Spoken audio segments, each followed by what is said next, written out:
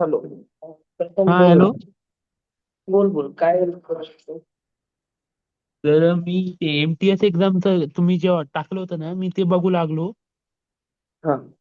पण मी जेव्हा रजिस्ट्रेशनला गेलो तिथं ते स्कूलचं नाव विचारू लागलं होतं. पण स्कूलमध्ये मला मग ते इन्फॉर्म करतील का? मी अच्छा, एक्झाम मध्ये तुझ्या शाळेचं नाव होतं ना तिथं ऑलरेडी लिस्ट मध्ये? ती लिस्ट मध्ये मी बघित हाय म्हणजे आमची स्कूल भरती एमटीएस चे फॉर्म. पण फक्त हा. 8वी का 9वी पर्यंतच असते त्यांचं, 10वीला भरत नाही ते. अरे, मी ऍक्च्युली तुला स्वतः सजेस्ट करेल की 10वी मध्ये नको देत बसू. तू तुझं पुढचं JEE नीट वर फोकस कर. मी स्वतः माझ्या 10वीच्या विद्यार्थ्यांना द्यायला देत नाही, कारण बघा एप्रिलमध्ये तुमची फर्स्ट वीक मध्ये कोचिंग क्लासेस सुरू होऊन जातात. आणि ही हा. एक्झाम साधारणतः एप्रिल लास्ट वीक मध्ये असेल. तू 11वीच्या फ्लो मध्ये असताना कशाला 10वीच्या स्टेट बोर्ड सायन्स आणि हिस्ट्री, जिओग्राफी आणि मेंटल अबिलिटी करत बसतोय वापस?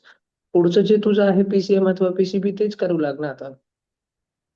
आणि सर म्हणून मग आता आता आतापर्यंत नाही का कोणत्या एक्झाम्स? आता बघ, आता सगळ्या जर राहिल्या तर एंट्रन्स एक्झामच आहे. तुला JEE करायचंय की नीट? JEE. JEE आणि कुठून करतोय? तुझं काही फायनल झालंय? ऍडमिशन घेऊन टाकलंय की बाकी आहे अजून? मी तुम्हाला त्या दिवशी बोललो, पीडब्ल्यू मध्ये केलेलं आहे म्हणजे सीट. हा हा. तुम्ही म्हटले पुण्याची एवढी, नांदेडची पुण्या एवढी. जो सेंटर आहे तिथून कनेक्ट करून देतो मी. हो. हा. तर नांदेडची एवढी चांगली नाही म्हणे, संभाजीनगरची पण एवढी नाही. नाही नाही नाही, हे सगळे कमर्शियल सेंटर आहे, बकवास आहेत हे पूर्ण. तू मग खूपच कोणती गडबड चांगली? केली ना. किती फीस भरून ठेवली तिथे? फक्त 10,000 रुपये. 10,000 ते परत रिफंड तर होत नाही ना? नाही, ते म्हणजे ते रजिस्ट्रेशन फी ना ती. पण फक्त संभाजीनगरला 3 इयर्स ला घेतलं असतं तर जास्त परवडलं असतं ते ऍडमिशन. नाही, 3 इयर्स ची म्हणजे मला ट्रान्सफर अपॉइंटमेंट करता येईल ऍडमिशन. एक सेंटर वरून दुसऱ्या सेंटरला, PWच्या ना? हा. पण इतर ठिकाणी होतं का नाही ते ना. तुला कुठे राहून तू तिथे परभणीला तर राहणार नाही आता, ऑफकोर्स नांदेडला जाशील, नाही तर संभाजीनगर येशील, असंच आहे ना? हो. पॅरेंट्स येणार आहेत न- म्हणून त्यामुळे नाही येणार. तू तुझं हॉस्टेलवर राहशील. हो, म्हणजे कसं? मित्र मित्र असतील ते. हॉस्टेलवर राहणार आहेस ना? हो. तसं ना. तर मग मी सजेस्ट करेन की तू एकतर बघ, ॲलन नांदेड बघ भारगावचं. आणि तिथे जर फार क्राऊड आहे ऑलरेडी तसं, आणि स्कॉलरशिप जर नाही मिळत असेल तशी, ए दे एखादी. या संडेला पण आहे, 100 रुपये फीस असते त्याची ए ची एक्झाम दे. आणि तरी सुद्धा जर स्कॉलरशिप नाही लागली, मग संभाजीनगरला 3 इयर्स फार बेस्ट आहे. फार फार जबरदस्त आहे. माझे स्वतःचे कितीक विद्यार्थी तिथे नांदेडला पण शिकतायत भार्गव सरांकडे, ॲलन मध्ये. आणि कितीतरी विद्यार्थी इथे 3 इयर्सला पण आहे, टॉपरच आहेत इनफॅक्ट इथे 11वीला आता सध्या माझे विद्यार्थी. मीडियम पण आहेत, एक दोन टॉपर पण विद्यार्थी आहेत. आणि तर मी फार समाधानी आहे. ॲलन संभाजीनगर पेक्षा तर कधी मी 3 इयर्स रेकमेंड करतो. मग सेकंडली मी DFC रेकमेंड करतो. DFC ह्या वर्षीची तुमची बॅच फार स्ट्रॉंग आहे DFCची. आणि ते DFCला थांबतायत बरेच जण. 12 जण तर होमी बाबा मेडलिस्ट आहेत त्यामध्ये, 9th चे. त्यामध्ये 4-5 जण गोल्ड मेडलिस्ट आहेत. मग 10वी मध्ये खूप आयोग्यम वगैरे क्रॅक केलेले 7-8 जण आहेत त्यामध्ये, आणि सगळे DFCला थांबतायत यावर्षी होपफुली. म्हणजे मग फक्त ही आहे. आयोकेमच्या पुढच्या पण झालेले का ते? RMO नाही झाली आहेत. RMO संभाजीनगर मधून 2च जणांची क्लिअर झाली पूर्ण जिल्ह्यामधून. तर आता मला अं, पुढच्या वर्षी मॅथ्स मध्ये जेवढ्या ऑलिम्पियाड आहेत त्यांच्यासाठी सगळ्यांची प्रिपरेशन पाहिजे. मग तर मी तुला 3 इयर्सच म्हणेल, कारण सुनील गुप्ता सर सर्वात बेस्ट टीचर आहेत ते. एकदमच बेस्ट टीचर आहे. पण त्यासोबतच मग जर तुला स्पेसिफिक असं ऑलिम्पियाड करायचं असेल ना, हम्म. तर मग तू वेदांतू वगैरे ऑनलाईन पॅरलली करत राहायचं क्लास सोबत. वेदांतू चांगलं आहे का? वेदांतू ऑलिम्पियाड साठी आहे चांगलं, डेफिनेटली. पण तू अगोदर काय केलंय प्रशांत? 10वी पर्यंत अगोदर 8वी 9वी मध्ये केलंय तू? आयोग्यम दिलंयस? आयोकेमने दिले, ऑलिम्पियाड दिलेले आहे मी फक्त. नाही नाही नाही, ते शाळेचे ऑलिम्पियाड बिलकुल त्याची काही लेवलच नसते रे. आत्ताच माहिती पडलं ना आयोकेम असती. हा ना. हा ते हा हा, बरोबर. स्कूलमध्ये पण त्यांनी कधी सांगितलं नाही ते, मला वाटलं ते आयोमोज तोच शाळेत तर ऑलिम्पियाड सांगत असेल. नाही रे. आता कोचिंग सेंटर HBRS नी कसं नाही सांगितलं मग तुम्हाला? HBRS ला मी आलो माझ्याकडे. तेव्हा मग ते सरांनी NSCB NSCC ची IIPT ची एक्झाम सांगितल्या, आयोकेम ची एक्झाम सांगितल्या, तेव्हा मग आलं. पण हा. जेव्हा माहिती पडलं ना तेव्हापर्यंत टाइम चालला गेला होता. फॉर्म भरून निघून गेला होता सगळं. हा, आणि हो. प्रिपरेशन पण म्हणजे संपायलाच आली होती. घ्यायला पण पाहिजे ना म्हणजे कोणी प्रिपरेशन म्हणजे. हा हा. आता एसीएचएस ते पण नाही दिली का तू? 10वी मध्ये अजून टॅलेंट एक्स एनसेट काही दिली का? टॅलेंट एक्स दिलेली मी. त्याचा मला रिझल्ट पाठव ना. पूर्ण जो तुझा पीडीएफ रिपोर्ट असेल ना तो पाठव. आणि पीडीएफ का रिपोर्ट एक नाही तर माहिती, पण अं, स्कॉलरशिप बघा 10% दे. अच्छा, आणि नॅशनल रँक वगैरेचा स्क्रीनशॉट असेल तुझ्याकडे? State rank, national rank zonal rank, वाटतं 23,000 आहे आणि याच्यामध्ये 6,000 आहे. झोनल मध्ये? हा. नाही रे गाड्या. तू मला जर 9वीत सापडला असता ना भाई, तुला 10वीत काय बनवून टाकलं असतं मी. यावर्षी 10वी मध्ये आमच्याच इथला टॅलेंट टेक्सचा नॅशनल रँक 500 आहे. 30च विद्यार्थी माझ्याकडे. आणि जो सर्वात शेवटचा विद्यार्थी 30वा त्याचा नॅशनल रँक 25,000 आहे.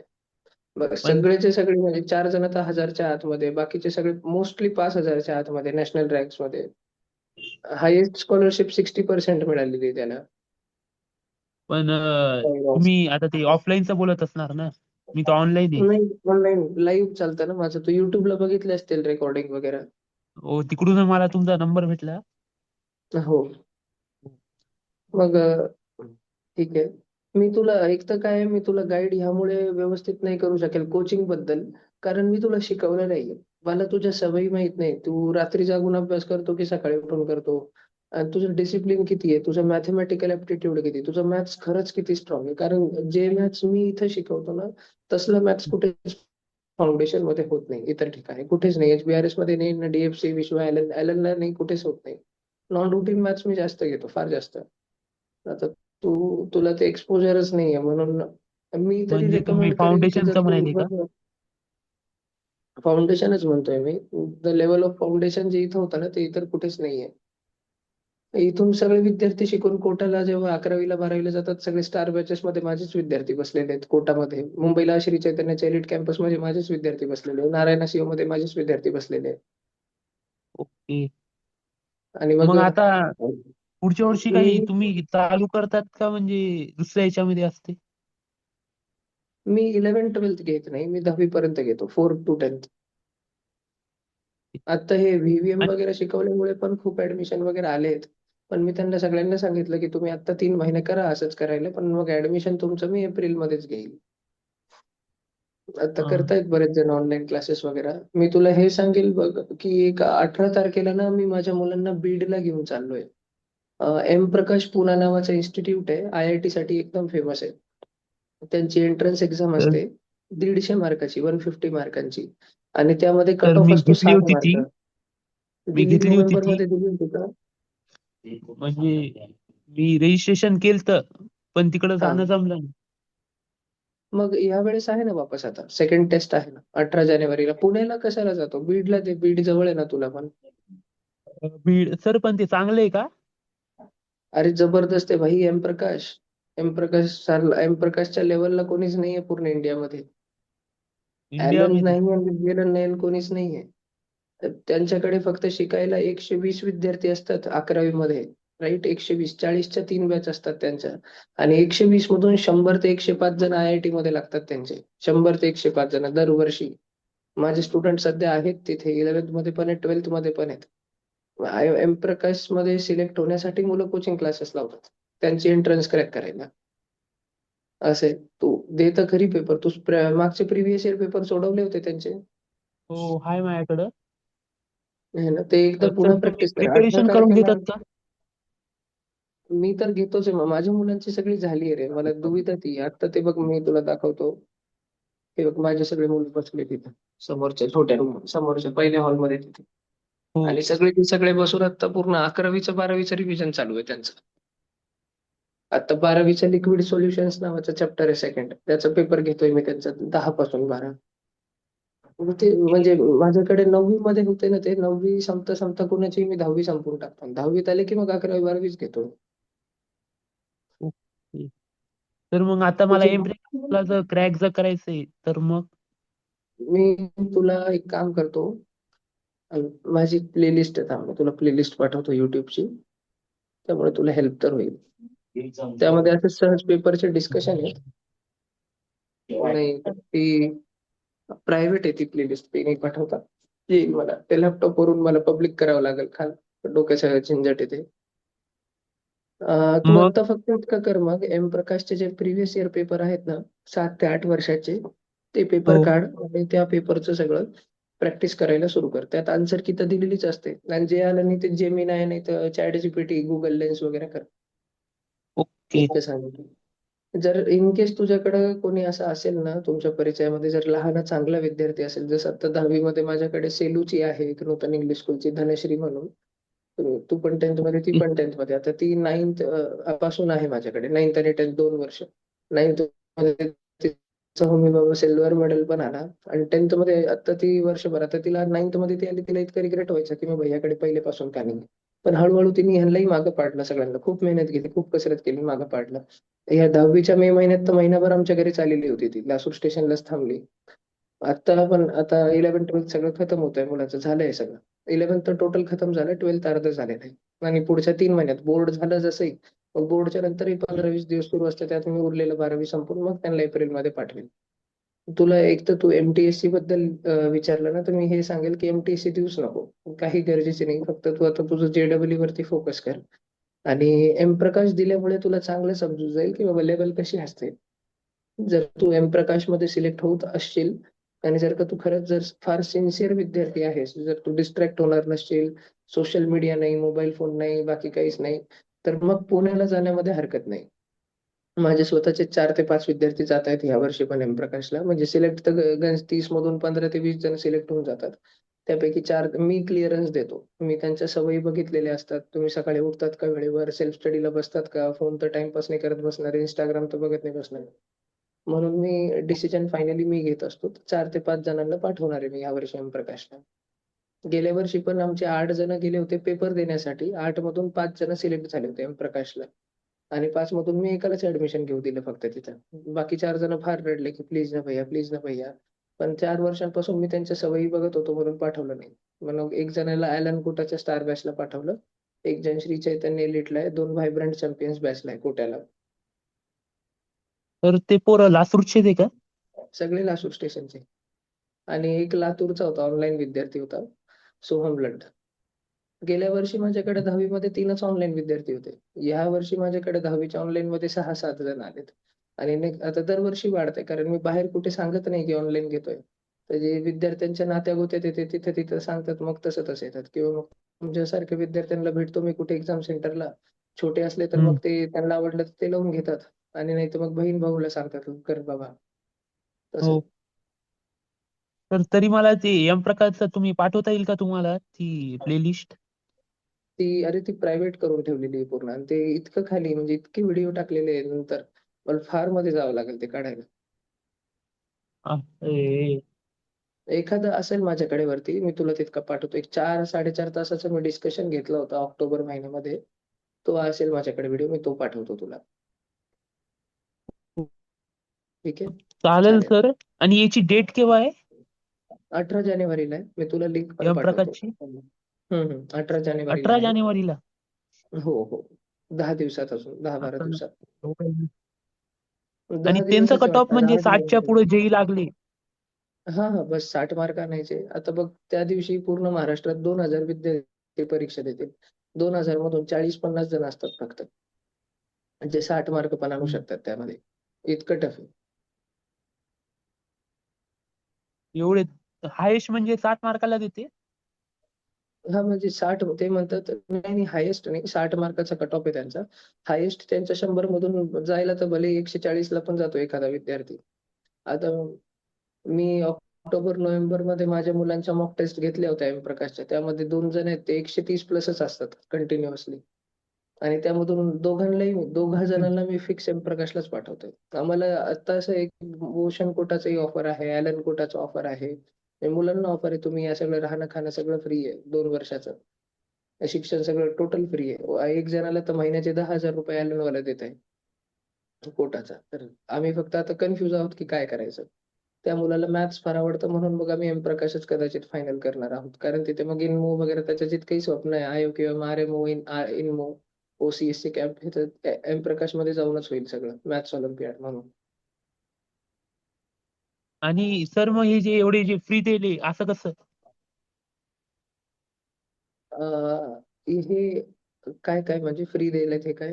तुम्ही म्हटले ना आता ते सगळं खर्च फ्री, ते राहणं फ्री, म्हणजे त्याला कोणती एक्झाम दिली, कसं आलं ते आयलन मध्ये किंवा याच्यात? नाही हे हे सगळं लहानपणापासून जो बेस असतो ना, एक्झाम नाही, हे सगळे क्वालिफिकेशन, आयोकेमचे मार्क, एस्ट्रॉनॉमी ऑलिम्पियाडचे मार्क, एनएसीपीचे मार्क, हे सगळे ते बघतात ना, टॅलेंट टेस्टचा रिझल्ट, या सगळ्या गोष्टी. Talent okay. टेस्ट पण क्षुल्लक आहे, पण ऑलिम्पियाड म्हणजे बघतात सगळ्यांचे ते. रिझल्ट करून देतात. सगळं सगळं 8वी 9वी 10वी पासून, 8वी ओके. मध्ये मुलांनी आयोकेम काढलेली 2 जणांनी इथे. मी आता त्या मुलांना मी 5वी पासून आयोग्य. शिकवतोय. 5वी पासून कोविड पासून घेऊन बसलोय मी त्यांना. Okay sir. बघ, मी मी तुला हेच बघतो ते सांगेन, एम तू अदर प्रकाशचं. अदर एक्झाम्स वर नको फोकस करू. एम प्रकाश दे तू, 100% 100% एम प्रकाश दे. मग अजून आपण बघू काय काय काय नाही. हो. ठीक आहे. आणि सर काही दिवसांपहिले तुम्ही शाहू स्क्रीनिंग टेस्टचं पण टाकलं होतं ना? हा हा, ते नीट साठी, जेडबल साठी, नीट साठी जास्त फेमस आहे शाहू. असे JEE साठी नाही का? नाही नाही, जेडबल साठी नाही नाही. तिकडं. ओके चालेल जेडबल सर ला मग. बेस्ट बेस्ट एम प्रकाश आहे पूर्ण इंडियामध्ये जेडबल साठी. सेकंड बेस्ट आहे नारायणा सीओ कॅम्पस. थर्ड आहे ॲलन कोटा. ॲलन कोटाची SRG बॅच, मॅन्युअल बॅच. सर्वात जे आता बनत असते ती TOPS बॅच बनत असते एप्रिल महिन्यामध्ये. फर्स्ट फेज जो असतो कोटाचा, ती बॅच जर का मिळाली TOPS, आणि ते कसं समजायचं मिळतंय की नाही, तर एक तर टॅलेंट टेक्स मध्ये मिनिमम 50-60% स्कॉलरशिप हवी, नाहीतर मग ASAT एक्झाम मध्ये 60-70% स्कॉलरशिप हवी. मग त्यांनी समजतं की आपल्याला ती बॅच मिळणार आहे करून. ओके. तर मग जर तरी कोणी आता मी नसेल चालू जर केलं. समजलं, हा हा. हा. प्रशांत बघ, असे पण मी खूप मुलं आता. असतात बरं का, जे 10वीच्या एंडला किंवा 11वीच्या सुरुवात पासून ते रिअल प्रिपरेशन सुरू करतात. आणि मग आणि ते विद्यार्थी फार चांगलं रँक काढून दाखवतात 2 वर्षात. ठीक आहे. अशा विद्यार्थ्यांसाठी ना, कुठल्याही इन्स्टिट्यूटच्या स्टार बॅच मध्ये राहणं गरजेचं नसतं. अशा विद्यार्थ्यांसाठी असे क्लास जरुरी असतात जिथं थोडं स्लो स्पीडने आरामशीर सिलेबस शिकवला जात आहे. कारण तुम्ही अगोदर शिकलेला नाही आहात.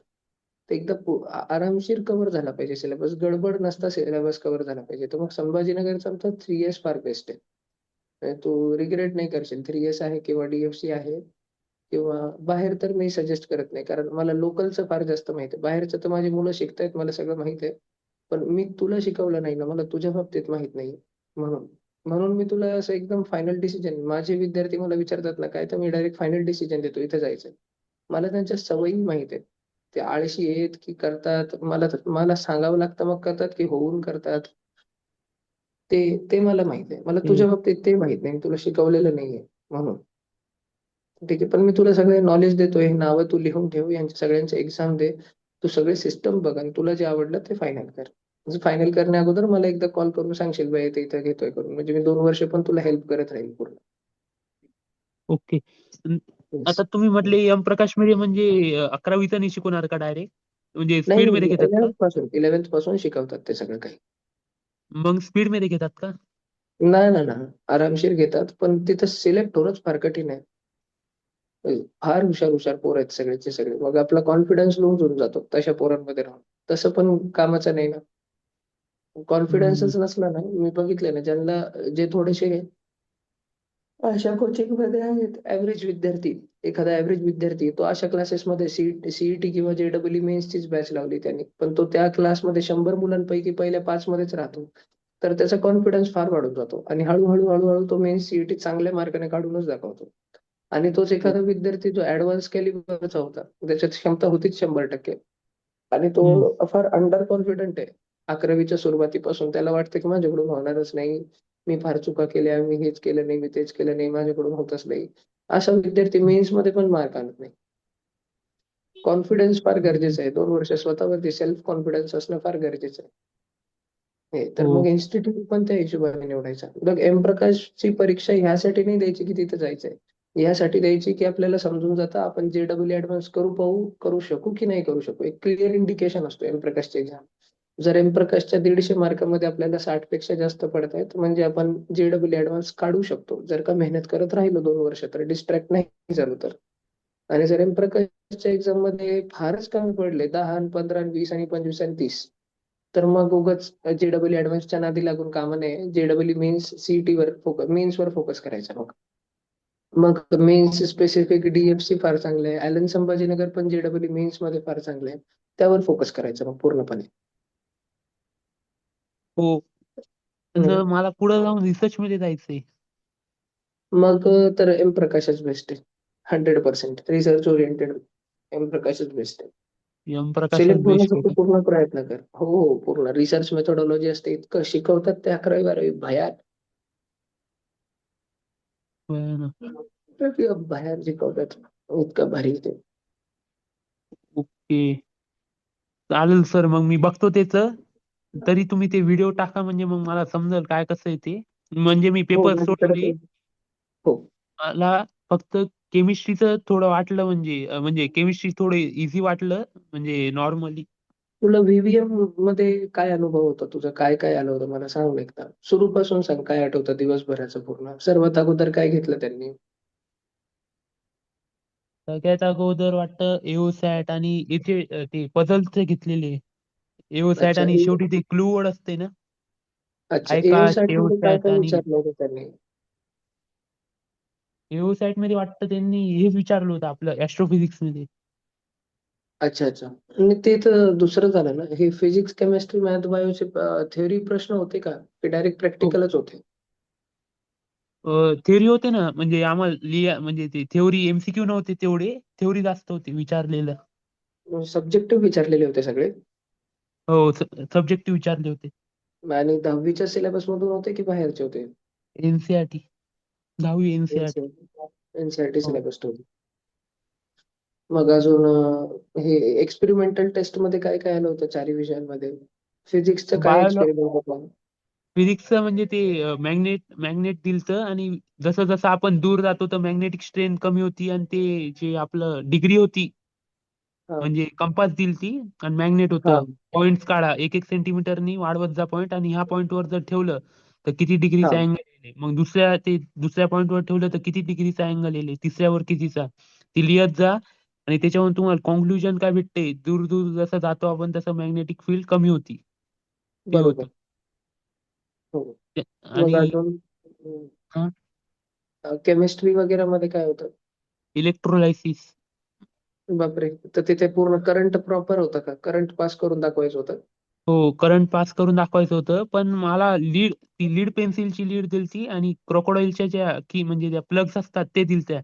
ते लीड हा. पेन्सिल तुटू लागली होती. अरे, ती बारीक 5 एम एम ची 7 एम एम ची लीड दिली हा. होती का? हो, ओके ओके. तसं होतं. आणि बायोलॉजीमध्ये 6% ग्लुकोज 6% ग्लुकोज असलेलं युरिन सोल्युशन आणि 0.5% असलेलं ग्लुकोजचं युरिन सोल्युशन दिलतं. दोघांमध्ये बेनेडिक्ट सोल्युशन टाकून त्यांना बंद करून त्यांच्यामध्ये जे केमिकल चेंज होतं आहे, म्हणजे ते कलर बदलते. त्या हा कलरच्या हिशोबानं तिकडे एक बॉक्स दिलता. पेल ग्रीन आला तर 2.5% असं काही लिहा तिकडं. हा. हां, मग ते तसं होतं. आणि मॅथ्समध्ये पॅराबोलाचा ते ग्राफ काढायला लावला होता, आणि डिग्री विचारली होती. ऑलरेडी इक्वेशन ते होतं. अच्छा अच्छा. हं. मग हे ऍस्ट्रोफिजिक्स मध्ये काय होतं? एखादा प्रश्न आठवतो? कशाबद्दल, कोणत्या इन्स्टिट्यूट बद्दल विचारलं होतं? की मला आयुसीएचे फाउंडर कोण आहेत? पुण्याचे. त्यानं हां, मग ते आलं का तुला करता? हो आलं. आलं. म्हणजे मी जे मागच्या ते वेळेस पण सोपा हा, गेलता ते पेपर. मागच्या मी जे वर्षी मी दिलता ना. हा, हां, बोला. मागच्या वर्षी काय विचारलं होतं? तर मागच्या वर्षी वाटतं फिजिक्समध्ये ते याची होती स्केल, न्यूटन स्केल नाही. ते न्यूटनचे रिंग्स का? नाही. तीच ती स्केल असती ना, ती आपण काही लावलं का खाली ते मोजती. Vernier caliper, screw gauge? नाही. ती आपण खाली काहीतरी लटकवायचं असते, त्याच्यावर लटकवायचं आणि ते खाली येते मग ती. आणि तिथं दिलेले असतात रीडिंग्स, एवढं आलं का. Spring balance. स्प्रिंग हां, बॅलन्स वगैरे. Spring spring balance. Balance. Spring अच्छा. बॅलन्स हा. ते होतं. केमिस्ट्रीमध्ये वाटतं याचं होतं रिॲक्टिव्हिटी सिरीज. अच्छा. 9वी मध्ये असताना? हो. आणि हम्म, बायोलॉजी मध्ये कोकोनट दिलता. कोकोनटचं हम्म. स्ट्रक्चर बनवा आणि मधी एवढं फ्लेशी का असते, हा हा. मधला भाग फ्लेशी का असते ते रिझन लिहायचं होतं. ओके. उरलं कोणतं? केमिस्ट्री, फिजिक्स झालं. Biology, maths. मॅथ्स मध्ये हे होतं, ट्रायंगल मिड पॉइंट थेरम होता. अच्छा अच्छा. हा. प्रूफ करायचा होता ती. Okay okay. मग अजून हे मागच्या वर्षीच आहे. या वर्षी तुला रिलेटिव्हली थोडं सोपं गेलं व्हीव्हीएम. हो. अजून हे ऍस्ट्रोफिजिक्स मध्ये एक तर असे म्हणजे हेच प्रश्न होते का, आयु का पुनाचं फाउंडर कोण आहे? मग नाही नाही, इथलं अशी डायरेक्टर नव्हती. कोण आहे? हे तर मला इझी म्हणजे एखाद दोन अशी अच्छा. इझी टाकले होते त्यांनी. बाकीचं हा मग ते PSLV चे ते ऍस्ट्रोसॅट मध्ये ते वर्किंग कशी राहती, सिग्नल्स कुठून तर कुठून पास होता पहिले, जे PSLV C30 ला जाते का PSLV XLV अशा जाते, तसं टाईपचं होतं. अच्छा. हा. अजून काय IKS चा व्हिडिओ कशाबद्दल होता? चाणक्य बद्दलच होता का? कौटिल्य. अर्थशास्त्र, कौटिल्यचं अर्थशास्त्र हा. का? काय हो. एखादा युट्यूब चॅनलचा होता का तो व्हिडिओ? त्यांनी ते एक सर होते वाटतं, ते बोलू लागले होते. अच्छा. हा ते किती मिनिटाचा होता तो? ते 15 असेल, 10 का 15. 10-15 मिनिटाचा. आणि काही असं युट्यूब चॅनल वगैरेचं नाव आलं होतं किंवा त्या सरांचं नाव आठवतं का तुला? नाही, थंबनेल काढला होता वाटतं त्यांनी. अच्छा अच्छा. ठीक आहे. बाकी अजून काय होतं त्यामध्ये? चाणक्याचे काय प्रश्न विचारले होते कौटिल्यचे? हेड ऑफ डिपार्टमेंट्स किती आहे, फोर्ट कशाला म्हणतात, त्या उपवेद्सला सप्लिमेंटरी टेक्स्ट ऑन वेदास काय आहे, त्यानंतर ओके. युनिव्हर्सिटीचं नाव विचारलं होतं. अच्छा. नालंदा, तक्षशिला असं काही. नाही, ते मग म्हैसूरला आहे ना. अच्छा अच्छा. हा. अं, अच्छा, ती जी कौटिल्याचं अर्थशास्त्र जिथं ठेवलेलं आहे सध्या. हा ती तर. बरोबर. मग तुला जे आपण IKS चं प्रॅक्टिस घेतलं होतं त्यामुळे सोपं गेलं असेल ते IKS. लिहित होता तू तर मी स्क्रिबल पॅड वरती? मी IKS केलं नव्हतं, कारण हा की IKS चा तर व्हिडिओ दाखवतात ना ते. हा हा हा. तर मग मला काय वाटलं, IKS चं न करून आता माझं EST ला 40 मार्क आहे, त्याच्यावर जास्त फोकस जर केला तर ते इझी जाईल हो तिकडं. हो मग मी हो. EST वर जास्त फोकस केला. HBRS ला गेलो, तिकडं मी प्रॅक्टिकल केले, मागच्या वर्षी केले, या वर्षी केले. आणि हा. ऍस्ट्रोफिजिक्सचं वाचत बसलो होतो मी. Okay okay. हो. ऍस्ट्रोफिजिक्स चांगलं गेलं तुला बाकी मुलांच्या तुलनेत? हो, म्हणजे बघा, मला ते बायोलॉजीचा प्रॅक्टिकल आउट ऑफचा गेलेला आहे. हो हो. त्यानंतर फिजिक्सचा आउट ऑफचा गेला. मॅथ्स आणि केमिस्ट्री मध्ये 2-2 जातील फक्त. असं म्हणजे हा. वाटून, म्हणजे पहिलेच वाटून गेलं तर काही ना काही भेटल, रँक येऊ बरोबर. शकते. आणि फक्त मला क्रॉसवर्डचं थोडं अवघड गेले, समजलं नाही ते हो. प्रश्न. काय होतं ते? सुडोकू होतं की काकूर होतं? सोडून काकुरो काही नव्हतं ते. म्हणजे नंबर दिले आणि त्यांना कनेक्ट करायचे होते ते. अच्छा. आता हा एक नंबर आहे तर तिला एका लाईननी कनेक्ट करशाल, आणि ती ऑर्थोगोनली पाहिजे, डायगोनली नाही पाहिजे. ओके. म्हणजे स्ट्रेट लाईन्स. हा आणि हा. सगळं स्ट्रेट एकामेकाला लाईन. हे कोलाइड नाही पाहिजे, ती ओव्हरलॅप नाही पाहिजे. बापरे. ते तसं आणि म्हणजे ते समजलं 2D नाही होता का शेवटपर्यंत. हा? 2D हा. होता की 3D होता हा क्रॉसवर्ड? हा तर 2D होता. 2D किती बाय कितीचा होता हा? किती बाय किती म्हणजे तसं नाही सांगता येणार ना ते. असं ते बॉक्स? ते बॉक्सचं तर मेजरमेंट नव्हतं. आणि ते नाही का? असे दाग म्हणजे इकडं एक इकडं ठेवलं, ते तिकडं ठेवलं, असं कुठेही रचलेले होते ते. ओके. ठीक हा. आहे. अजून ते 11वीच्या मुलांना काय आलं होतं बघितलं का तू? म्हणजे तुला पुढच्या वर्षी युजफुल राहील. 11वीच्या पोरांना ऍस्ट्रोफिजिक्सच होतं. नाही, तर ते तर सेमच असेल IKS व्हिडिओ आणि ऍस्ट्रोफिजिक्स. पण हे काय आलं होतं त्यांना एक्सपेरिमेंट वगैरे? एक्सपेरिमेंटला 11वीच्या पोरांना ती मोठी स्केल असती ना, ती दिलती वाटतं. हा हा हा. आणि अजून एक त्याच्यामध्ये तर PCB आणि PCMचं आहे ना. हो तर हो मी हो. तर ते बायोलॉजीचं त्यांना ते CO2 नी ते बबल राईज होते. अच्छा. हो हो. तो वाला एक होता. फिजिक्स मध्ये एवढं नाही माहिती. केमिस्ट्री मध्ये वाटतं त्यांना PuSO4 चं टेम्परेचर काढून त्याच्यामध्ये ते हे किती आहे ते कॅलरी मीटरचे असेल त्यांना. बरोबर. आणि फार मॅथ्स ऍडव्हान्स होते ना बाबा त्यांना तर मग. पण हो मला वाटतं मी जी ती EST ची प्लेलिस्ट पाठवली होती त्यामध्ये बरंच काही होतं, हे सगळीच गोष्टी ऑलमोस्ट होत्या त्यामध्ये. हो सर तुमचं पण ऑलमोस्ट जे होत्या. दहावीचं ग्लुकोज आणि युरिनचं जे होतं ना, शुगर आयडेंटिफिकेशन बेनेडिक्ट सोल्युशन, कदाचित हे तक होतं त्याच्यामध्ये EST मध्ये खाली पण खाली, सर कारण ते नाही बरेच व्हिडिओ आहेत, ते 600 काहीतरी व्हिडिओ आहे. ती एवढी मोठी प्लेलिस्ट कसं म्हणजे ती ते एवढं अवघड आहे ते एवढी मोठी व्हिडिओ ते बघत बसणं हो दिवसाची. हो ना, हो ना, हो ना. आणि वरतून ऍस्ट्रोफिजिक्स वर पण करायला लागल ना तिथं ऍस्ट्रोफिजिक्सला तर ते म्हणजे त्यांनी जी वेबसाईट दिली त्याच्यामध्ये काय कुठं भेटल तेच भेटत नव्हतं. मी तर तुम्ही ते व्हिडिओ पाठवले त्याच्यावरूनच केलेलं आहे. हा. वेबसाईट वरून काहीच समजलं नाही मला ते त्यांनी जी हो, लिंक्स कारण पाठवल्या मी होत्या. मी जे पाठवले मोस्टली ते इंग्लिश नाही तर हिंदीचे होते आणि सिम्पल सिम्पल होते, ते असे मूवी सारखे असतात, मग बघायला पण आवडतं. हो.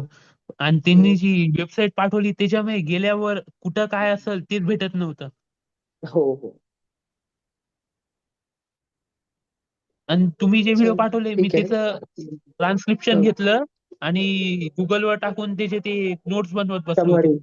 समरी वगैरे असं. नाही हा तर ते समरी जेमिनाय बटन पण होतं ना समरीसाठी.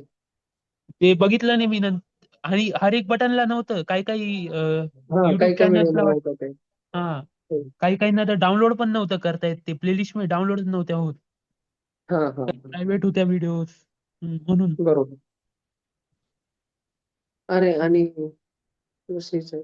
पुढच्या वर्षी पण दे व्हीव्हीएम नक्की. मी तर होप करेल पुढच्या वर्षी तू नॅशनल्सला सिलेक्ट हो व्हीव्हीएम मध्ये. इतर पण जे एक्झाम वगैरे आहे ते. चल मग आपण. हो. आणि एम प्रकाशचं कर चांगल्याने. माझ्याकडे तो एक व्हिडिओ आहे, मी थोडं काढतो, शोधावं लागेल, मी काढतो तो एक आणि पाठवतो तुला. तर पण आता तुम्ही काय म्हटले मला तू प्रकाशला समजून घ्या मी एखादा झालो. तुम्ही हा. काय म्हटले तिथं जाऊन बाकीच्या त्या पोरांमध्ये राहून तू स्वतःला हे करशील ते करशील म्हणजे मला ते नाही समजलं. नाही, एम प्रकाश यासाठी द्यायची, त्यांनी आपल्याला क्लिअर होतं आपण JEE ऍडव्हान्स लेवलचे आहोत की नाही. जर आपण एम प्रकाश क्रॅक करू शकलो किंवा एकदम 60 मार्क ऐवजी आपण 50 नाही तर 55 पर्यंत पण जर पोहोचलो, तर आपण JEE ऍडव्हान्स कॅलिबरचे आहोत. आणि जर नाही, जर 45 आहे, 40 आहे, खाली आहेत, तर मग हे मान्य करायचं, JEE मेन्स वर फोकस करायचं आणि मेन्स मध्ये ऑल इंडिया रँक वन आणायचा. कारण ती पण तर मेन एक्झाम सोपी नाहीये. नाही ना. मग आता जेई मेन्स वर कोणतं कॉलेज भेटेल का आता मला मेन जेई मध्ये नाहीये फोकस. मी आयझर ट्रिपल मध्ये आयटी. हो हो, नाही नाही, मेन्स वरून पण IIIT हैदराबाद आहे. तू तू नॅचरल सायन्सचं रिसर्च म्हणतोय ना, सायन्स आणि मॅथ, फिजिक्स, केमिस्ट्री, मॅथमॅटिक्सचे रिसर्च. तसंच तर हो टेक रिसर्च पण आहे, कम्प्युटर रिसर्च पण आहे, मटेरियल सायन्स पण आहे. तू बघ ना, तुझ्या फोनवरून आता माझी ही झूम मीटिंग करतोय, तो फोन निर्जीव आहे, नॉन लिव्हिंग. तरी सुद्धा तुला माझा आवाज ऐकू येतोय मॅग्नेट्समुळे.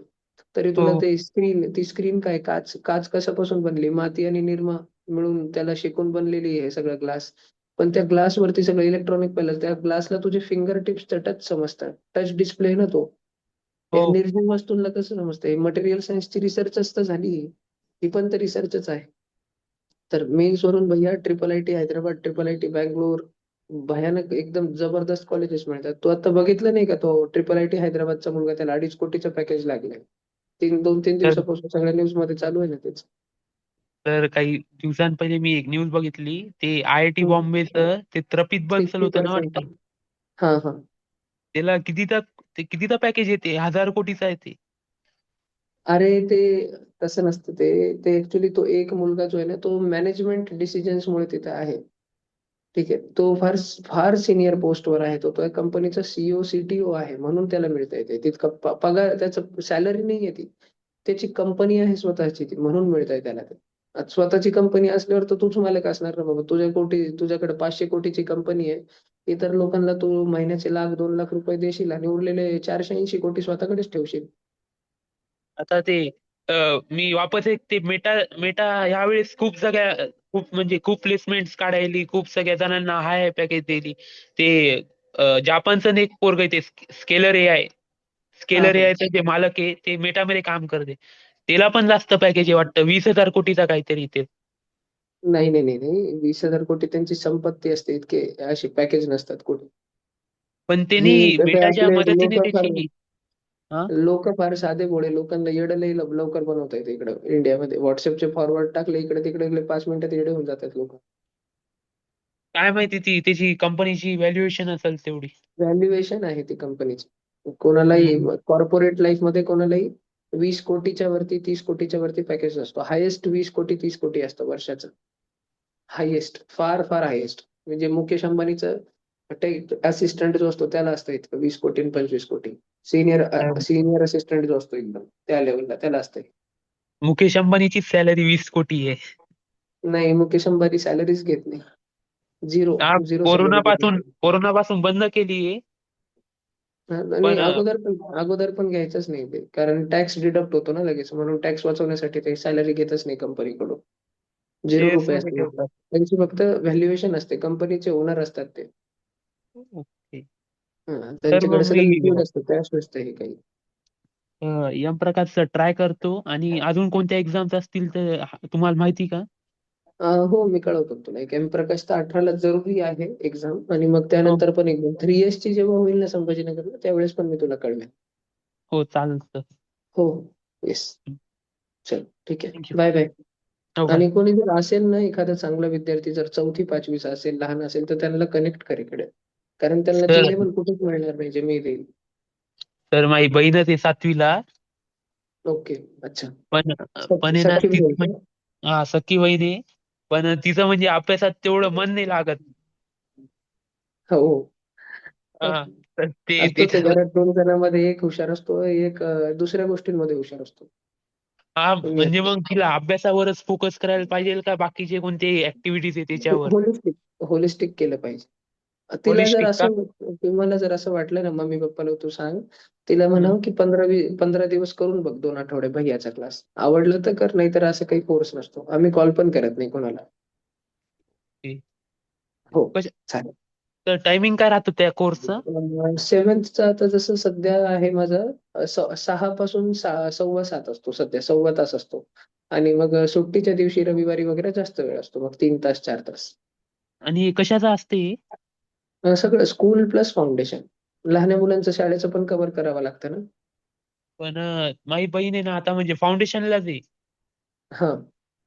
आणि तुम्ही जो टाइम सांगेल ना त्याच टाइम मध्ये तिचं फाउंडेशन आहे. अरे नाही नाही, मग तिकडे असू दे. है ना. बघा, जर हो. वाटलं असं पुढच्या वर्षी, तर पुढच्या वर्षी आता एप्रिलमध्ये आमचं होईल सेशन सुरू, मग तेव्हा घेऊ शकतात. नाही तर मग तिथे आवडत असेल तर तिथेच करा. आता ती 7वीला आहे. हो पुढच्या वर्षी फाउंडेशन नाही, पण आता ही BMTSC असली तशा एक्झाम्स, MTSC टाईप तशा एक्झाम जर हो असल्या कॉम्पिटिटिव्ह तर त्याचं सांगा तुम्ही. हो हो हो, सगळं म्हणजे माझ्या कोर्समध्ये फाउंडेशन आणि कॉम्पिटेटिव्ह एक्झाम आणि स्कूल हे सगळंच खतम होऊन जातं. स्कूल जेव्हा मी म्हणतो ना, तर मी रेफर करतो की मी स्टेट बोर्ड, सीबीएसई तर कव्हर करतोच, पण मी आयसीएससी आणि आयबी बोर्ड पण शिकवून टाकतो सगळं. NCC आणि IB बोर्ड. हो. पण यांचं म्हणजे आता तुम्ही फाउंडेशनचं जर केलं तर स्कूलवर काय अफेक्ट पडतंय का? स्कूलिंगवर? नाही, इतर ठिकाणच्या फाउंडेशनमुळे कदाचित पडत असेल, आमच्यामुळे नाही. मी पूर्णच करून घेतो, कारण आम्ही मे मध्ये पण क्लासेस चालू असतात, सुट्टी नसते क्लासला. दररोज 2-2, 3-3 तास, 3 तास दररोज मे महिन्यात पण क्लास सुरू असतात. तर मग आमचा बराच सिलेबस आम्ही तेव्हा कव्हर करून ठेवतो ना. मुलांना मग शाळा सुरू झाल्यावर अडचण होत नाही. ओके. हो. हं. तर त्याची फीस काय? आमची वार्षिक फीस, आता जशी आमची 7thची जी अॅन्युअल फीस होती ती 17,000 आहे. 8वीची आमची अॅन्युअल फीस 19,000 आहे. ह्या वर्षीची. आता हे रिसेंटली बऱ्याच जणांनी 1 जानेवारी पासून लावलंय. तर मग जानेवारी, फेब्रुवारी, मार्च त्यांना मग क्वार्टरली फीस 1/4च फीस लागलेली आहे. हे जितके महिने विद्यार्थी असतो ना आमच्याकडे, आता 31 मार्चला आमचा हा सेशन संपेल. मग हं. 5-6 दिवस सुट्ट्या असतात. मी माझ्या सर्व 10वीच्या मुलांच्या ऍडमिशनला जातो. 2 दिवस कोट्याला असतो, एखाद दिवस मुंबईला असतो. ज्याला तिथं कोटा. जिथं घ्यायचं, हा, जिथं तिथं ज्यांना घ्यायचं त्यांच्यासोबत मी जास्त असतो ऍडमिशनला. सगळं, कारण पालक लोकांना जास्त समजत नाही. तर गाव आमचं खेडा गाव आहे ना, पूर्ण टोटल Tier 4 आहे, गावातला खेडा गाव आहे हा एकदम. तर इथं फक्त पालकांना पैसे देता येतात, बाकी काही समजत नाही. मग हॉस्टेल मीच फायनल करतो, मेस कोणता घ्यायचा ते मीच बघतो, क्लास कोणता फायनल घ्यायचा, 2-3 ऑप्शन आहेत, त्यामधलं मीच फायनल करतो. माझ्यावरच असतं, म्हणून एक 5-6 दिवस सुट्टी असते तेव्हा. आणि मग पुन्हा 8-10 एप्रिल पासून सुरू होऊन जातं क्लास, नेक्स्ट सेशन. आणि तुम्ही कोटाला म्हणजे कोटाला पण आहे का काही शाखा टाईप? शाखा नाही आहे म्हणजे कोटाला तर आता बघ जितकेही क्लासेस आहेत तिथे सगळ्या स्टार बॅचेस मध्ये माझेच मुलं शिकतायत. ओके. टॉपर आहेत सगळे तिथे. तर मग हे जे सगळे कोटावरून क्लासेस वगैरे आहेत त्यांचं दरवर्षी इन्व्हिटेशन असतो की सर या वर्षी पण मुलांना पाठवा करून. आणि नाही पाठवलं एखाद्या वर्षी तर मग ते घरी येऊन जातात की काय सर आमच्याकडून काही चूक झाली का सांगा. तसं चालू असतं. माझं काम असतं की जितका लहान वयात मुलगा मुलगी माझ्याकडे आले ना विद्यार्थी माझ्याकडे आला एखादा त्याला तसं बनवून टाकतो मग 10वी येता येता. हो.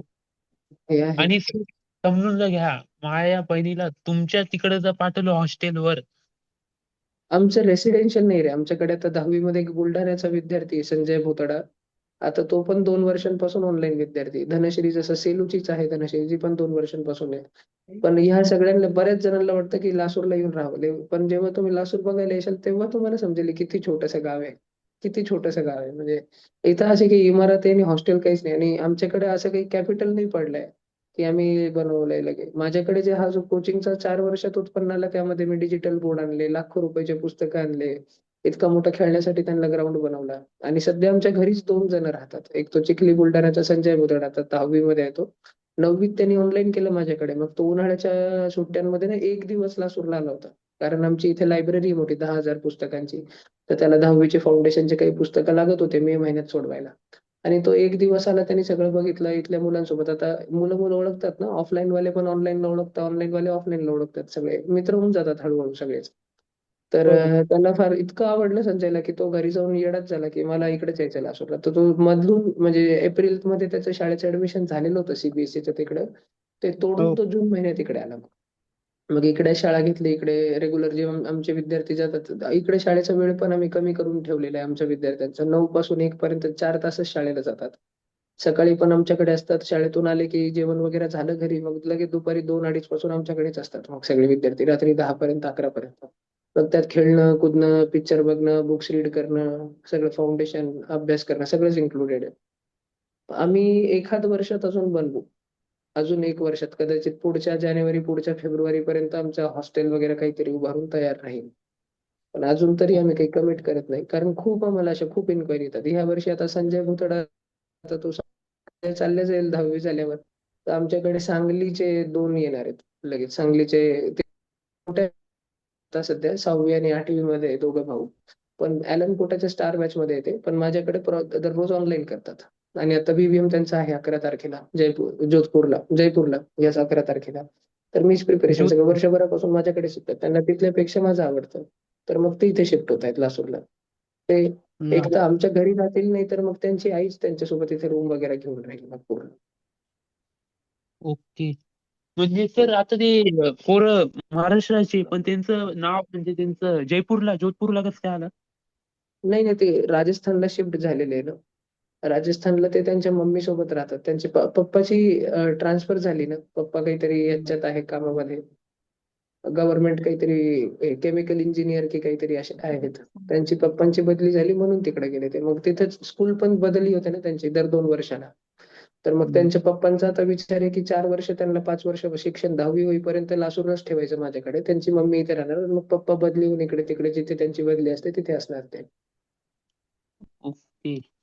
हो. या वर्षी आमच्याकडे जूनमध्ये खूप जण म्हणजे खूप आम्हाला जवळपास 100च्या वरती फोन आलेत की तुमचं हॉस्टेल मेस आहे का? तर पहिले तर आम्ही आश्चर्यामध्ये हसायचो तर मग आता आता आम्हाला समजलं 2-4 महिन्यात की नाही खरंच सिरियसली फोन येत आहेत करून. पहिले तर आम्ही हम्म. हसायचोच की या लोकांनी लासूर बघितलेलं नाही. बघतील तेव्हा म्हणतील की आम्हाला नाही ठेवायचं इथं. इतका खेडागाव आहे. एकदम छोटासा. हम्म. आता ठीक आहे. आणि सर तुम्ही जे तर PCM 4च्या 4 शिकवतात का? म्हणून मी सगळंच शिकवतो. मी एकटाच टीचर आहे. आणि तुमचं म्हणजे शिक्षण कुठून झालं एज्युकेशन? मी 10वी पर्यंत इथूनच महाराष्ट्र पब्लिक स्कूल आहे. स्टेट बोर्ड वरून झालं. 99% होते मला 10वीला. होमी बाबा मी सेल्फच काढलं होतं. सिल्वर मेडल होता मला. मग हम्म. 11वी-12वी मी ॲलनला होतो कोट्याला. पण आमच्या वेळेस जे टीचर्स होते ॲलन कोटाला, एक तर आता ते ऑलमोस्ट सगळे सोडून त्यांनी स्वतःच्या कोचिंग क्लासेस डेव्हलप केलेल्या नाही तर ते इतर कोचिंग क्लासेसमध्ये चालले गेले. आम्हाला बेस्ट टीचर्स होते इंडियाचे बेस्ट. तिथे मी कोहिनूर हॉस्टेलमध्ये होतो ॲलनच्या म्हणजे महिन्याचे 10-15 हजार रुपये मलाच मिळायचे ॲलनकडून. माझं हॉस्टेल मेसचा खर्च काहीच नसायचा. क्लासेसचा खर्च आला मला 2 वर्ष. 2 वर्षाचा खर्च हो. माझा पूर्ण 60,000 रुपये होता ॲलनचा कोटाचा. आता साधारणतः कुठल्याही पालकांना विद्यार्थ्यांना तिथे 2,40,000 लागायचे त्यावेळेस. 1,20,000 आणि 1,20,000 मला 60,000 मध्ये 75% ऑफ होता मला. म्हणजे मग तुम्ही एक्झाम काढली असेल. हां, ए-सॅटची एक्झाम दिली होती मी. मला टॅलेंट टेस्ट नव्हती माहिती. टॅलेंट टेस्ट नव्हती दिली माझ्या वेळेस. ए-सॅट दिली होती मी जाण्या अगोदर. त्यामध्ये मला होती 60% स्कॉलरशिप आणि अनदर 15% स्कॉलरशिप मला याच्यातून लागली होमी भाभा. होमी भाभाचा मेडल हो. होता. एन-टी-एस-सीमध्ये मी राज्यामध्ये 3रा होतो महाराष्ट्रात त्यामुळे. हो. मग तिथून माझं पुढे आय-आय-टी जोधपूरला झालं कॉम्प्युटर सायन्सला आणि मी 2 वर्ष कॉलेज केला आणि मग मी सुट्ट्यात जेव्हा इथे यायचो कोविड पण होता. मग मोस्टली सेकंड इयर घरीच होतो मी. तर मग माझं मन झालं पोरांना शिकवण्याचं. असंच 8 मुलांना मी वर्षभर शिकवत होतो. फ्री शिकवत होतो. मग मला फार आवडलं ते. आणि मग मी मुलांना सांगितलं नंतर कोविड संपता-संपता, की आता मी चाललोय. तर ते फार रडले. तर म्हणजे फारच रडले. आणि त्या हम्म. दिवशी मला तेव्हा माझ्याकडे 30-35 पोरं होते आणि सगळे माझ्या समोर नाही, पण घरी जाऊन त्या दिवशी फार रडले. मी त्यांना क्लासमध्ये शिकवता-शिकवता सांगितलं होतं, मी चाललोय आता काही 1-2 आठवड्यात. तर मला त्या दिवशी समजलं, की त्या पोरांना माझ्याबद्दल काय वाटतं. ते रात्री रडले. त्यांचे पालक आले होते सगळ्यांच्या घरी आमच्या रात्री. तर मी एकदम दचकून गेलो होतो. जेवायला बसलेलो होतो आम्ही. मी, मम्मी-पप्पा. तर सगळ्यांची इतकी हम्म. गर्दी आली एकदम तर मम्मी-पप्पा घाबरून गेले. मला विचारत होते, की "तू काही कोणाला मारलं का?" मी तर कोणाला छडी मारत नाही, काही नाही. रागवत पण नाही मुलांना मी. पण मग हे झालं. मग तेव्हा मला समजलं आणि मग माझ्या डोक्यात तो विचार चालू झाला, की थांबायचा की नाही. आणि कोव्हिडची लकीली सेकंड वेव्ह आली तेव्हा एक मोठी लाट आली पुन्हा कोव्हिडची. तर आमचं कॉलेज पुन्हा 6 महिने पुन्हा ढकललं पुढं ऑफलाईन. तर मी घेत होतो आणि त्यामध्ये मग मी डिसिजन घेतला, की मी हेच करेल. मग कॉलेज सोडून दिलं. आता 5.5 वर्ष झाले. या जूनमध्ये 6 वर्ष होतील पूर्ण. चालू आहे असं हम्म. मग आता.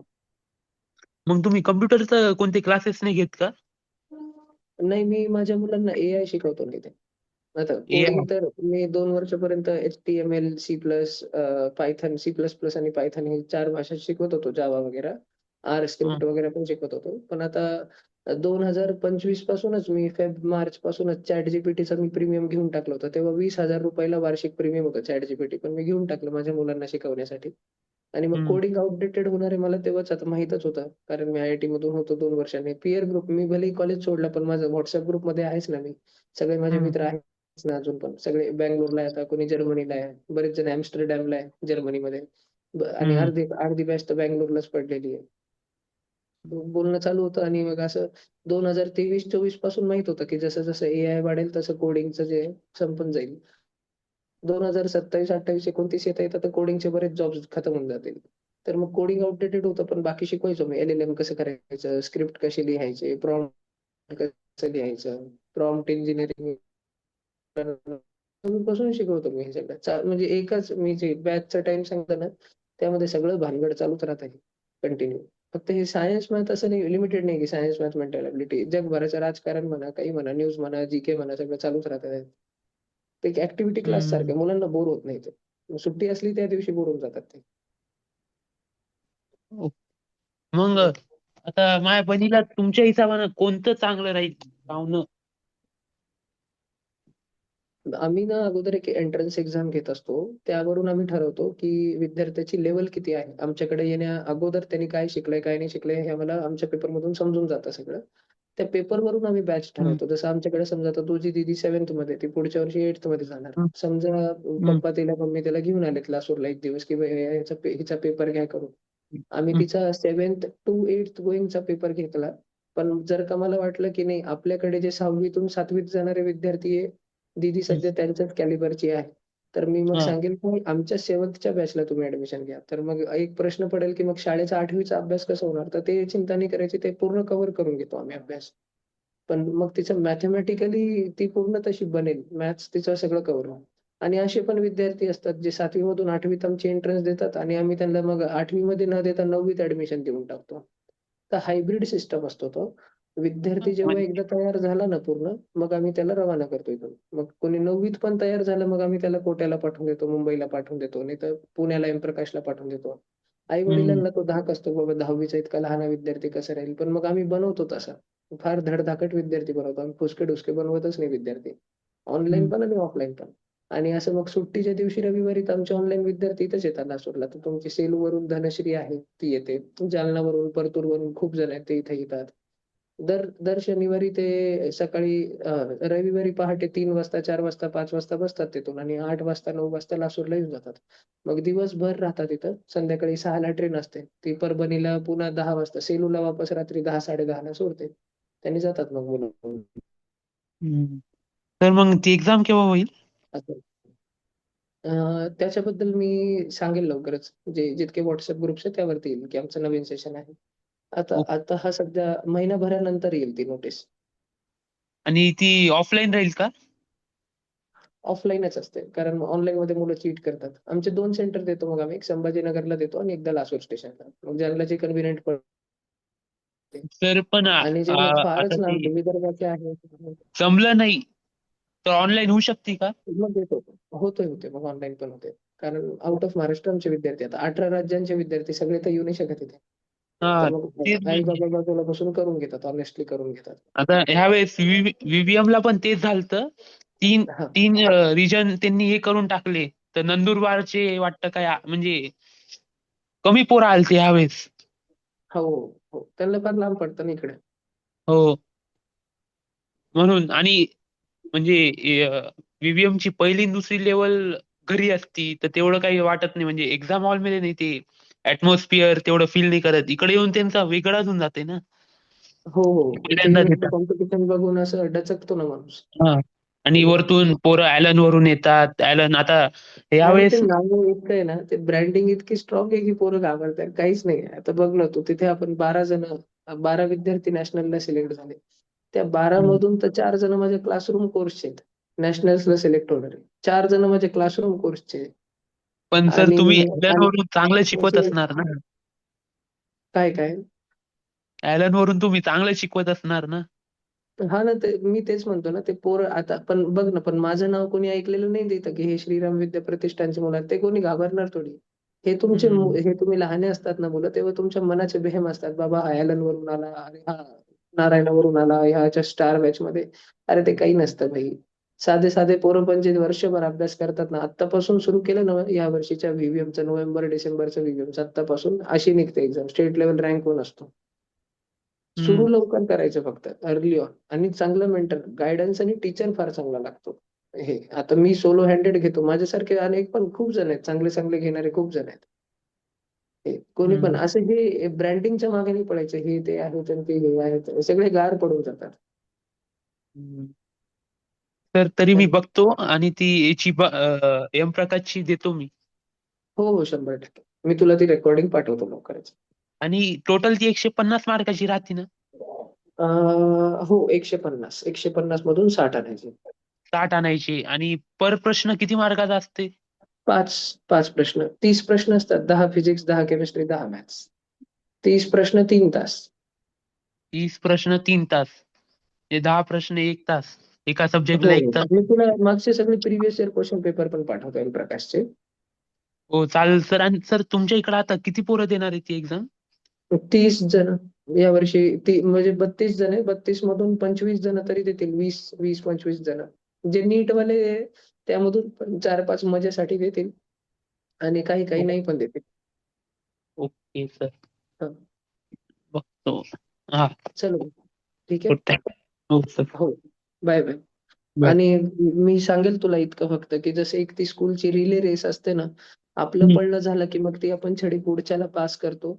तसं तू तर उशिरा संपर्कात आला, पण कोणी जर खरं लहाने असतील ना, म्हणजे पालक जेव्हा माझ्याकडे वर्षभर शिकतात ना, म्हणजे वर्षभरासाठी ते ऍडमिशन घेतात.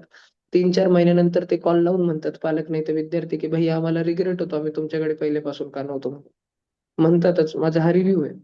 तर जर आणि निदान ते त्या व्यक्तीला आठवण ठेवतात, की ज्यांनी सांगितलं होतं माझ्याबद्दल. तर तू हम्म. तितकी तुझी जर स्कूलमध्ये पण कोणी असं असेल, म्हणजे मी नाही म्हणत 10 जणांना सांग, पण 9th मध्ये जर एखादा पण असा असेल ना, की तुला वाटतं अरे या हार्ड वर्किंग आहे गड्या आणि फायनान्शियल कंडिशनचं असं काही नाही फीस वगैरेचं. तर जर तुला असं वाटलं, की अरे हा खरंच सीरियस आहे, याला भैय्याशी कनेक्ट करून देऊ, भैय्याकडे शिकेल तर बरं होईल याचं काहीतरी. तर असं एखादं असेल तर त्याला सांग नक्की. 9वीच्या विद्यार्थ्याला एखाद्याला तरी. आता सर मागच्या हो. वर्षी माझा मित्र होता पर्वकंदी नावाचा. ते होमी बाबाला झालतं. हो. हा मग होमी बाबाला झालं. मग आमची HBRH चे सर आहे ते तिकडून भरला होता फॉर्म, तर त्यांनी फेलिसिएशन ठेवलं व्हीव्हीएम आणि होमी बाबाचे. आणि ज्यांनी सेकंड लेवलला झालते पोरं, त्यांनी जिथं हो हो हो. प्रॅक्टिकल केले तिथं, मग तिथं आहे ना ते सरांचं एक स्टुडंट आलता. ते बाहेर देशात आहे, म्हणजे USA ला आहे का जर्मनीला आहे ते, आणि ते आयझर मधून गेलेले आहे ते रिसर्च मधून. हो हो रिसर्च मध्ये ते. आणि हो तिकडं येऊन ते म्हणजे स्पीच देऊ लागलं.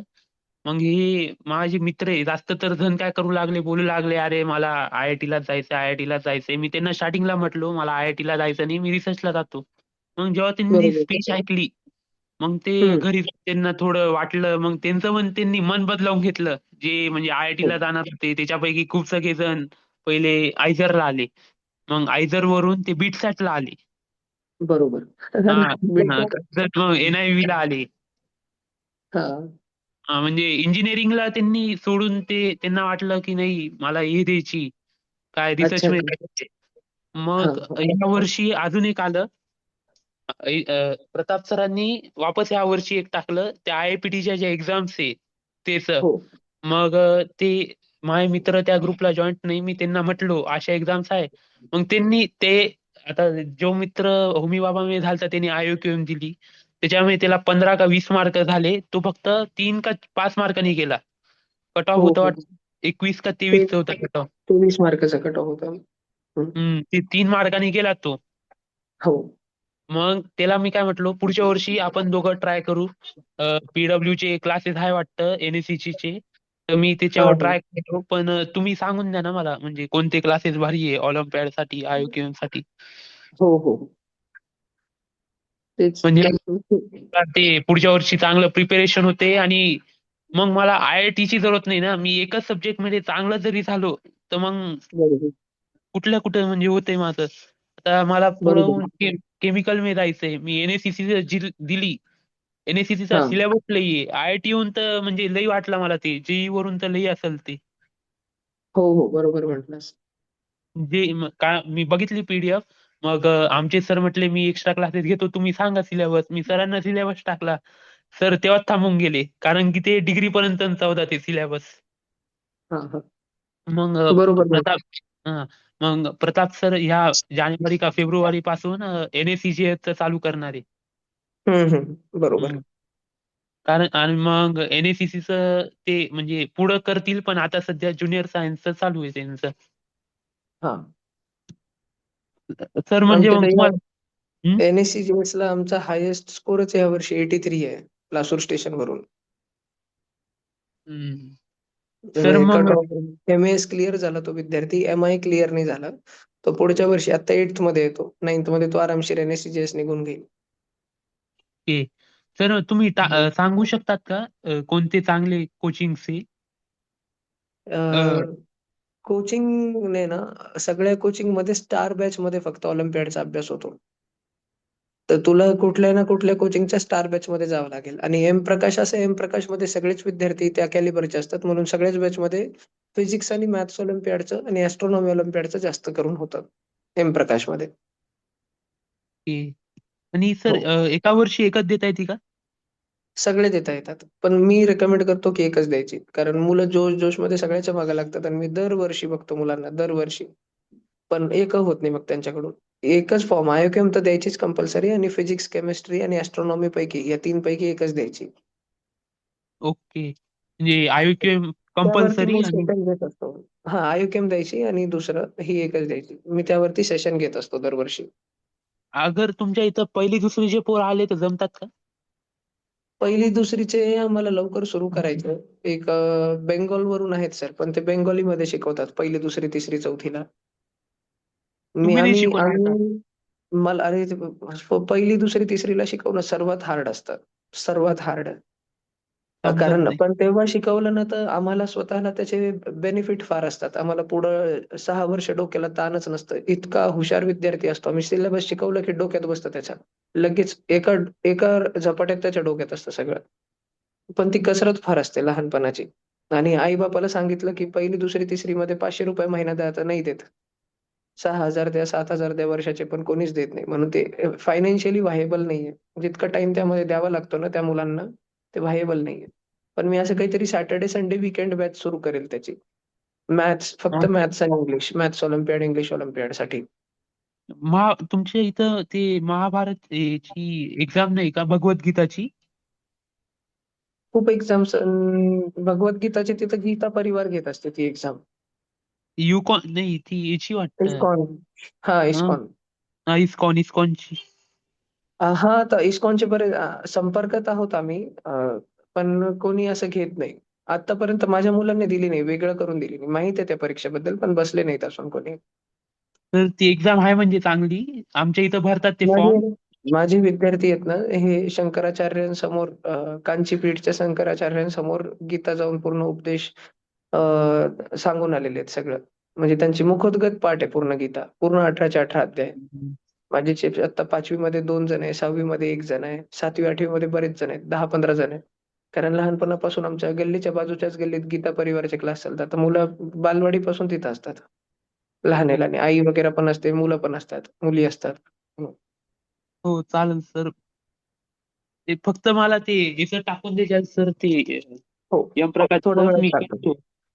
टाकतो. म्हणजे पीवायक्यू म्हणजे मग पीवायक्यू वरून होते का माझा अभ्यास? होईल, होईल ना. हो, चालेल सर मग. येस, मी पाठवतो. हो, चल ठीक, bye. Bye, bye. All the best. हो, थँक्यू सर. हो.